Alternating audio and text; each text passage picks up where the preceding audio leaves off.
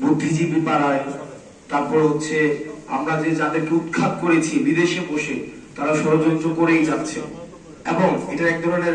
লেজিটিমেসিকে প্রশ্ন করছে। 2000 ঊর্ধ্ব শহীদ এবং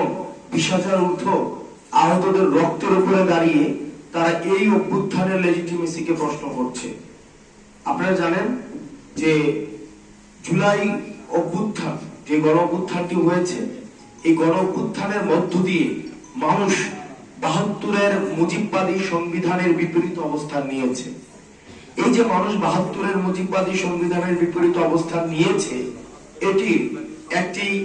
লিগ্যাল ডকুমেন্টেশন থাকা উচিত। সেই জায়গা থেকে আমরা আগামী 31 ডিসেম্বর 2024 বেলা 3 ঘটিকায় ছাত্র জনতার উপস্থিতিতে 31 ডিসেম্বর 2024 এই যে 24-এর গণ অভ্যুত্থান, সেটিকে আমরা আমাদের যে গণ আকাঙ্ক্ষা যে আমাদের তৈরি হয়েছে অভ্যুত্থানকে ঘিরে এবং মানুষ যে স্বপ্নে এই 72-এর সংবিধানের বিপরীতে গিয়ে মানুষ যে রাস্তায় নেমে এসেছে, সেটির প্রাতিষ্ঠানিক দালিলিক স্বীকৃতি ঘোষণা করার জন্য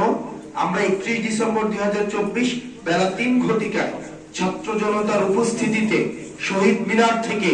যেখান থেকে আমাদের এক দফা ঘোষণা করা হয়েছে, ঠিক সেই জায়গা থেকে আমরা আমাদের প্রক্লেমেশন অফ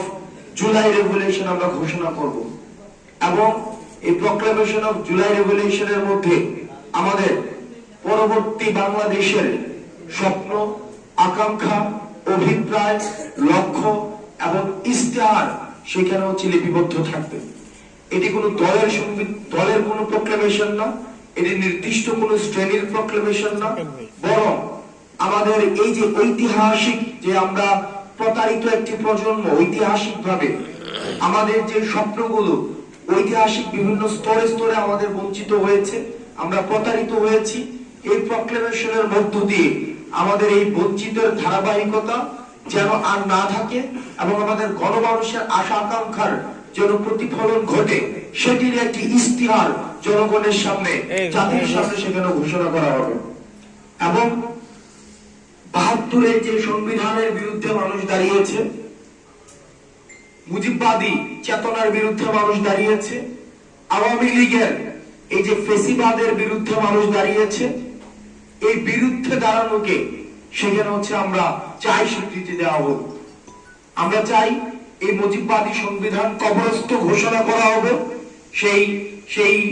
যেখান থেকে এক দফার ঘোষণা দেওয়া হয়েছে, ঠিক সেই জায়গা থেকে মুজিববাদী 72-এর সংবিধানের কবর রচিত হবে। ঠিক সেই জায়গা থেকে আওয়ামী লীগ বাংলাদেশের প্রেক্ষাপটে একটি অপ্রাসঙ্গিক একটি রাজনৈতিক দল,